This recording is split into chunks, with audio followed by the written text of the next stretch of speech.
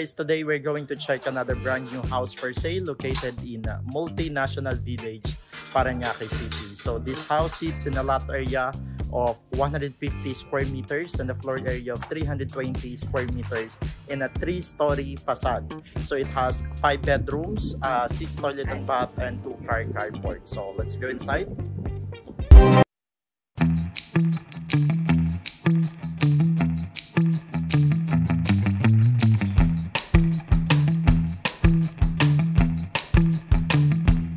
Building. This is a 3-story with a combination of Asian and medyo may pagka-industrial design siya. So on the pedestrian gate, meron kang pocket garden. Ito yung pedestrian gate and also the 2-car carport. The gated 2-car carport, meron kang balcony on the 2nd floor and a wall cladding design sa facade and the lighting fixture sa entrance. And this is the porch.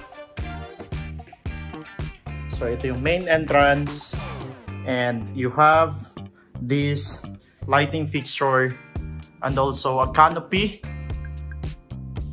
and open fence allowing natural or allowing air to just flow inside. Punta tayo dito sa parking. So this is a 2-car carport. It's covered with lighting fixture. Very clean looking, and this is another angle of the carport. It can fit SUVs, dalawang SUV, tapos meron ka pa dong faucet just in case na naglilinis ka ng iyong car.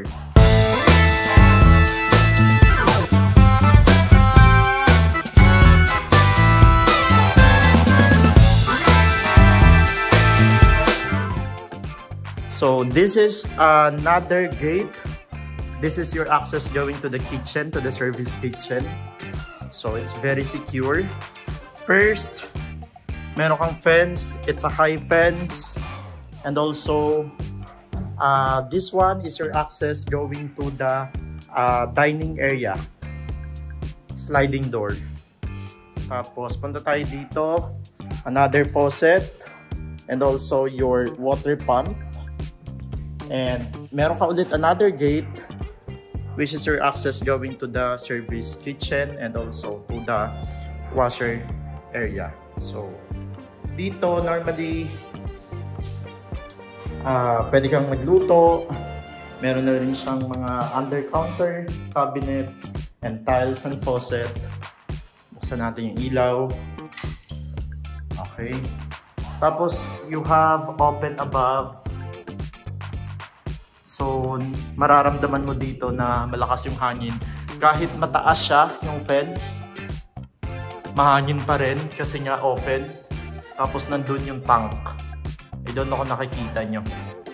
So, ito naman is the maid's room or helper's room. So, kasya dito bunk bed, no? Ayan. Pwede dito mga 2 to 3 helpers. Maluwag siya. Tapos meron siyang cabinet na rin para sa mga gamit. Tapos at the back meron pang space. Pwede pang maglagay ng another storage. And then meron siyang window. So the maid's room has its own toilet and bath as well. Ito yung toilet and bath ng maid's room.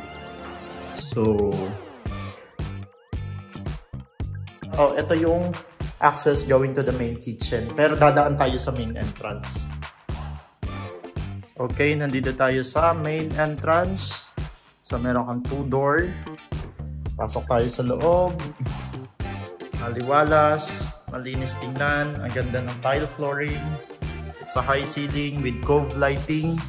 So, first, meron kang Daikin inverter air conditioning unit. And then meron kang cove ceiling with lighting fixture. Ang ganda ng lighting. Tapos, ang maganda dito, meron kang window.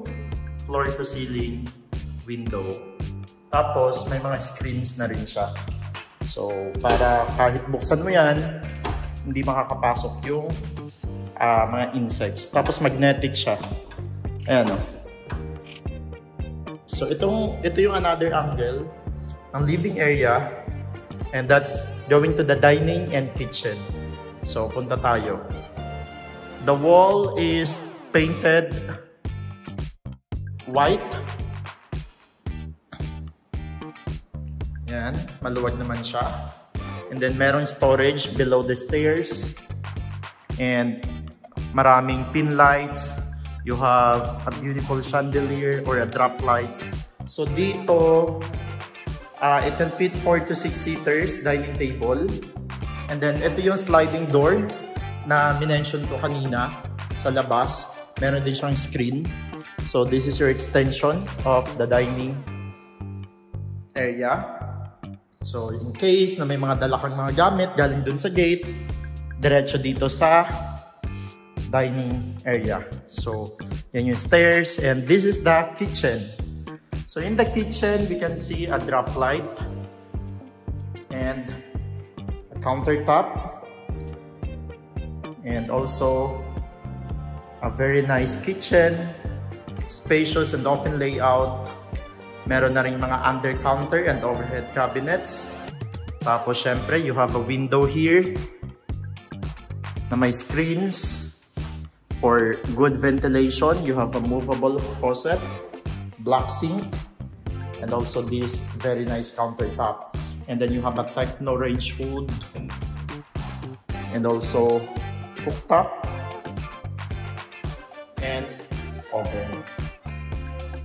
Okay, so ang lalaki ng mga lights, ang papansin mo, and even in the kitchen and also in the dining area, maliwanag siya, and it has a cove ceiling also. So ito yung door, which is your access going to the washer area and also the service kitchen. Okay, so again, open above. Sobrang lakas ng hangin dito. And balik tayo dito. This is the powder room. Powder room with complete toilet fixtures. Yan. And then in here, meron kang pantry. Small pantry para sa mga stocks mo. And what's nice about this pantry, very functional kasi meron siyang, this will serve as your mirror. Human size mirror. Okay? Now, pakita ko ulit. Ang ganda ng kitchen. Sobrang linis tingnan. And this is your dining living area. Now, let's go to the second floor. So, this is your stairs. Punta tayo sa second floor. Dito, pwede na siguro yan, but you can, you have an option na i-change yan to a drop light. So, dito merong 3 bedroom, no? Kasi again, this is 5 bedrooms. So, unahin natin tingnan yung nasa dulo. So, ito, this will serve as your, parang pwede na rin siyang family room. Pwede ka mag-set up ng sofa and then TV dito. Tapos, malalaki yung window niya. Sobrang ganda ng ventilation. And again, for your protection, pwede mo siyang, yan, screens. So, let's go to the first bedroom. Ito yung first bedroom dito sa second floor. So, it can fit double bed. Yan. So, meron siyang split type aircon and also window. And then, on this side is the modular cabinet. And this bedroom has its own toilet and bath. Yan. So, meron na ring window yung toilet and bath. So, it has a combination of white and black color. Even yung rain shower niya, black. Okay? And the tile flooring is also black. So, yeah. So, this is another angle of the first bedroom. Malawak naman siya, guys. Okay, now let's go to the second bedroom. Oh, by the way, meron siyang mga pin lights sa gilid, ah. Ayan, ah. Oh. So 4 in the corner and 1 in the center. Okay, so another angle of the family area. And papuntang 3rd floor. Punta tayo dito sa 2nd bedroom. So iba yung layout niya compared sa 1st bedroom. So dito, ganyan siya.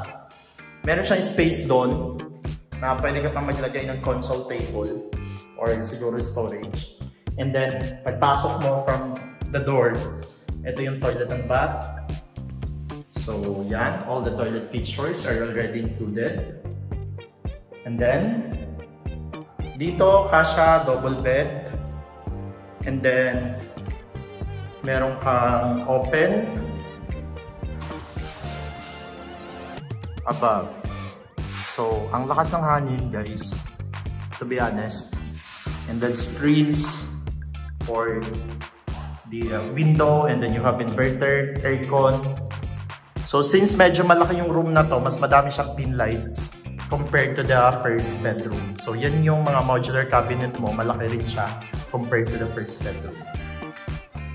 Okay, marami kang storage, hindi ko na bubuksan. And you have a mirror. So another angle of the bedroom. Okay, punta tayo sa this is the master's bedroom. So syempre, it's more spacious and wide dahil master's bedroom nga siya. Tapos meron siyang balcony. So buksan natin yung ilaw. Meron siyang lighting feature and also pin lights sa gilid. So, yan yung balcony with the sliding door. Meron pang window doon. Tapos, Daikin inverter aircon. Okay, punta muna tayo dito sa balcony. So, yan yung balcony. Maluwag. So, papunta dito. L-shaped balcony. Yan. So, merong mga lighting fixture. And also, wall cladding, natural stone wall cladding para it adds value to the facade of the house. Tapos ito, meron pa siyang salamin para mas maliwanag yung loob ng bedroom.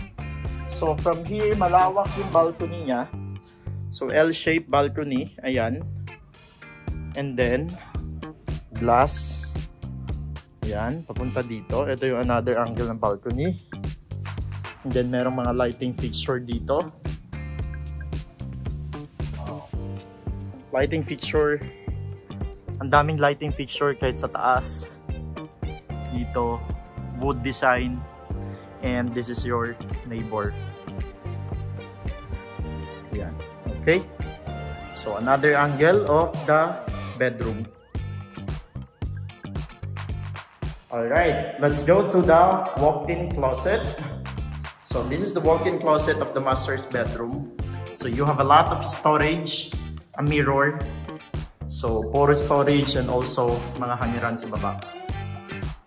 And meron kang sariling toilet, of course. So it has a combination of white and black color. Sobrang linis niya tingnan. So first, you have windows, may screens, and then maraming pin lights. Unahin natin itong shower enclosure. Yan. So maganda sa shower enclosure na to, naka-curved design para it maximizes the space. So dito kasya isang tao. Ayan. And then meron kang bathtub. Maganda din. Tapos sink. Meron na rin mga water heater and also the toilet. So maganda siya. Now punta tayo sa 2nd floor. Sa 3rd floor pala. Let's go. Okay. Heading to the 3rd floor. Sa 3rd floor, mas mataas yung ceiling niya, guys. Ayan. Kaya, yung drop lights niya. Yung lights na nilagay is drop lights compared sa 2nd floor. So, dito, hindi lang siya ganun kalaki yung family room niya. I mean, family area. Actually, hindi siya family area. Parang landing area. And then, window, sobrang mahangin kasi sobrang open. So check natin tong first bedroom, but I'll show you another angle of this one. Okay. Tapos ito yung pang fourth bedroom na. Yung layout nito is same with the second bedroom sa baba. So pagpasok mo is your toilet and bath. Yan, all the toilet fixtures kasama na naman sa deliverables. Tapos unlike with the second bedroom sa baba, so nandiyan yung ilaw. Instead na dito yung cabinet niya sa gilid, dito siya nilagay. Okay. So dito pwede pa rin naman siya ng double size bed. Yan. So meron kang mga modular cabinet. You have inverter aircon. Tapos lighting fixture. Tapos ito yung water tank. Tapos yan. Open area sa kabila. So ito yung another angle. Okay. Now let's go to the last bedroom. So last bedroom natin. Okay, buksan muna natin yung ilaw. Okay, same siya ng layout dun sa second and fourth bedroom. So pagpasok mo is your toilet and bath. Yan, so all the toilet fixtures kasama na. Tapos lahat ng toilet meron siyang window. Tapos yung cabinet niya is nasa side. Parang mas malaki ito ng konti compared sa fourth bedroom. So ito, yan. Okay. Tapos, ito naman yung another angle niya. Yan. So meron kang aircon, split type aircon, pin light sa gilid, and then moonlight lighting fixture sa gitna. Tapos open window. Malaki yung opening niya. So talagang maliwalas. Kita mo yung neighbors. Tahimik yung neighbors dito. Okay, so yan siya. Yan. Alright, so yun yung kabuuan ng tour natin sa house na ito. And if you want to check more photos and details of the house, you can visit our website www.fretrato.com.ph and search nyo lang yung property ID IR 135. And then meron kaming formal tour sa property na ito, which is posted in our company YouTube channel. Also, don't forget to follow our company YouTube channel, Fretrato Realty. So this video will be posted in my personal YouTube, Fred, your real estate buddy. We are also available on Facebook, Instagram, and TikTok at Fretrato Realty.